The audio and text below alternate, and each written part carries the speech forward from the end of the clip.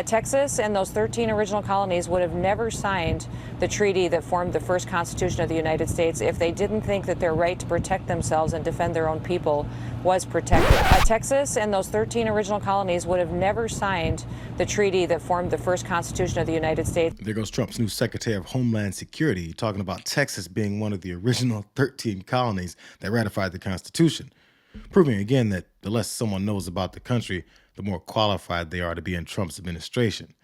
It probably also helped that she shot her dog and bragged about it. This is an excerpt from an upcoming book, South Dakota Governor Kristi Noem. She explained how she shot and killed her 14-month-old puppy named Cricket. In an excerpt from the book obtained by The Guardian, Noem described the puppy as untrainable, dangerous to anyone she came in contact with, and less than worthless as a hunting dog. She then went on to write, quote, "I hated that dog." Now, Noem is defending her actions as responsible. She wrote on social media, quote, "The fact is, South Dakota law states dogs who attack and kill livestock can be put down. Given that Cricket had shown aggressive behavior toward people by biting them, I decided what I did." The truth of the story is that this was a working dog, and it was not a puppy. It was a dog that was extremely dangerous. It had come to us from a family who had found her way too aggressive.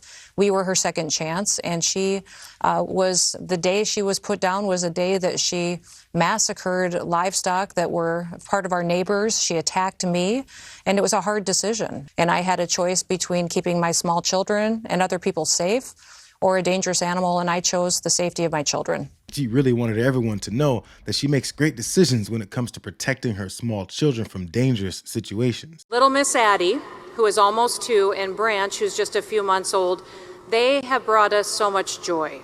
They've brought us purpose. Now, Addie, who, soon will need them, I want to reassure you, she already has a shotgun and she already has a rifle.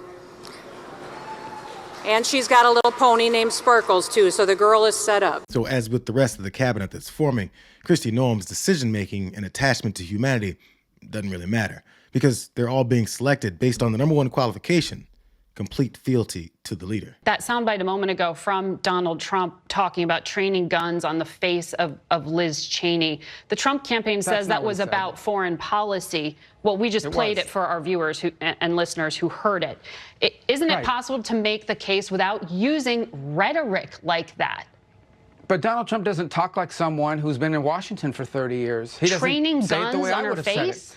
No, but that's not what he said. Mario, you guys know that. Come on. I mean, everybody knows exactly what he was saying. What he was saying is, you're so much in favor of war. Yeah, you played a piece of the soundbite because in another piece of it, he said he would give her a gun to go stand in conflict as well. The point he was making is not a new point. It is a point that has been made by people in both parties for decades, and that is you're all for war, and it's easy to be for war when you're in some fancy building and you're safe and sound in Washington, D.C. Let's see how much you are for war when you yourself get deployed into combat. That's the point that he was making. That he uses language that maybe is not what we typically hear from someone that works at a think tank. Oh, fine. But I think it's truly not just unfair, it's egregious to see that reported the way that it was, along with other things that are out there. I've never seen such a concerted effort. Look, I've always believed there's bias because no one's unbiased, but I've never seen such a concerted effort like what I've seen, especially in the last 2 weeks, among multiple media outlets in this country, to, in some cases, breathlessly distort and lie about what's being said and to create and manufacture these gotcha moments against Donald Trump. I've never seen it before. The stakes are giving control of the party of Lincoln and Reagan, of the conservative movement, and ultimately of the United States over to a con artist. That will not happen. I make this promise to you today. I will do whatever it takes. I will campaign as long as it takes. I will stay in this race as long as it takes. Donald Trump, a con artist, will never get control of this party. And the time has come for you. I know some of your friends have bought into this. Listen, friends, don't let friends vote for con artists. It is time to open our eyes. It is time to open our eyes. We cannot allow a con artist to get access to the nuclear codes of the United States of America. It's a big fraud. And it's time to open our eyes, and we will in the days and weeks to come. I'm confident of it. Seems like Donald Trump really enjoys the kinds of ass-kissers that once viciously railed against him and his character, so that their pure cowardice and rapid ability to drop to a knee for him will be seen as a template for others to follow. You compared Donald Trump to a third-world dictator yesterday in an interview with the New York Times. How so? Well, I don't know about a dictator. I said a third world strongman. You know, he's running for president, so no matter what, he won't be a dictator unless our republic completely crumbles, which I don't anticipate it will. But yeah, here's what happens in many countries around the world. You have a leader that emerges and basically says, don't put your faith in yourselves, don't put your faith in society, put your faith in me. I'm a strong leader, and I'm going to make things better all by myself. This is very typical. You see it in the third world. You see it a lot in Latin America for decades. It's basically the argument he's making that he single-handedly is going to turn the country around. We've never been that kind of country. We have a president. The president is an American citizen who serves for a period of time, constrained by the constitutions and the powers vested in that office. The president works for the people, not the people for the president. And if you listen to the way he describes himself and what he's going to do, he's going to single-handedly do this and do that without regard for whether it's legal or not. Look, I think people are going to have to make up their mind. I can tell you this, no matter what happens in this election, for years to come, there are many people on the right, in the media, and voters at large that are going to be having to explain and justify how they fell into this trap of supporting Donald Trump, because this is not going to end well one way or the other. Trump's building this coalition of bad actors that released all attachments to the principles that they claim to hold, and is tossing them in an administration that values their lack of ethics and values, so that when he violates as many as he wants, there won't be a backbone in sight to even suggest a different path.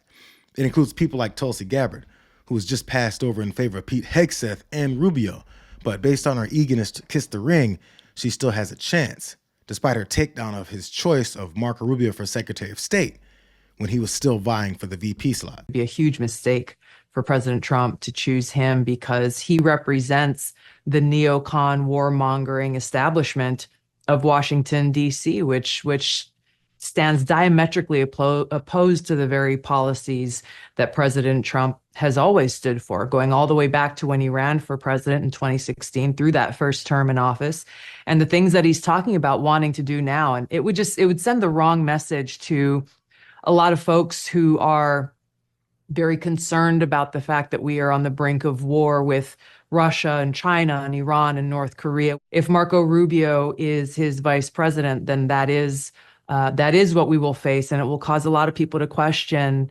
what kind of foreign policy will actually be executed. Will it be the one that Trump wants and stands for, or will it be one that will continue the deep state neocon warmongers? I wonder how they plan to bury those declarations of him being a war hawk when the strategy is to act like Trump is a peaceful creature who just nominated, as she called him, a deep state neocon warmonger.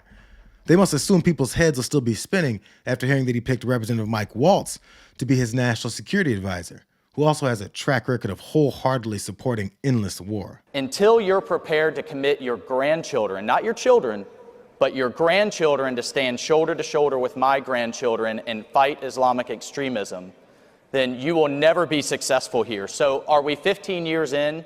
Yes.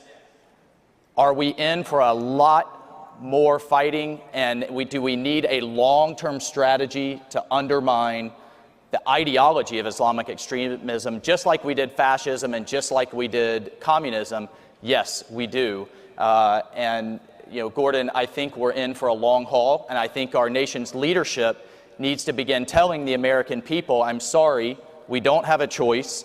We are 15 years into what is going to be a multi-generational war because we're talking about defeating an idea. It's easy to bomb a tank, very difficult to defeat an idea, and that's exactly what we have to do. Yeah, this is the same Afghanistan war that Trump claimed he had nothing to do with negotiating the withdrawal from, when it's been clearly stated that the reason he might want to avoid conflicts is because when things go wrong, he abandons his responsibility. You know what made us less safe is when Biden pulled us out of Afghanistan, 13 Americans died, and now that was Trump's deal. And now the Taliban tells us, back off, don't kill Al-Qaeda. That's right. Are you out of your mind, sir? Same thing they would have done under Donald Trump. No. Oh, who cut the deal, Eric? Who cut the deal? Who delivered the deal? Donald Biden Trump cut the deal, didn't he? No, Trump wanted what would Trump have done? What would Trump have done had he been reelected? Remember? Sir, let's be honest with the people. No, he did not. He absolutely did not. He did. Eric, you don't know what you're talking about. He wanted everybody out. He cut a deal to do exactly that. Anyone that disagrees with you, we don't know what we're talking about. Trump said leave 2,500 there until we have a smooth transition of power. He did not. Look, he said that after he cut the deal. The deal cut us down to 0. That's what Trump wanted. He wanted everybody out. The record on that is completely clear. Over time, Biden pulled them out. Well, with Americans still there. No, read the deal, Eric. Have you ever read the deal? Oh, stop it. Yeah, I know you got to go before you're embarrassed even further. If you go back, and I'm not trying to get into the blame game in politics, there are many in Washington who can do that. But I was in Doha, I'm in Doha now, when that deal was signed. When the deal was signed by President Trump, the Afghan government, which was already weak, was not even invited. President Trump made a deal directly with the Taliban, and the deal was effectively, the country is yours. That undercut the Afghan government tremendously, tremendously. And then the government was undercut again profoundly when the Biden administration rapidly withdrew troops with very little coordination with the armed forces of Afghanistan and with the government itself. So it was given a first blow by Trump and then a death blow by the Biden administration. So this cabinet full of liars and opportunists might end up having some serious issues to iron out, as each pick seems to have an ulterior motive on being there other than the vow to represent the country. That's with the one unifying energy being that integrity is now a disqualifying trait. So it can literally be anyone that's willing to toss it aside. If you think that it's a good thing for that kind of position taking within the Republican Party, you're just wrong. Trump's the commander in chief. You could put Daffy Duck in there. All right, guys.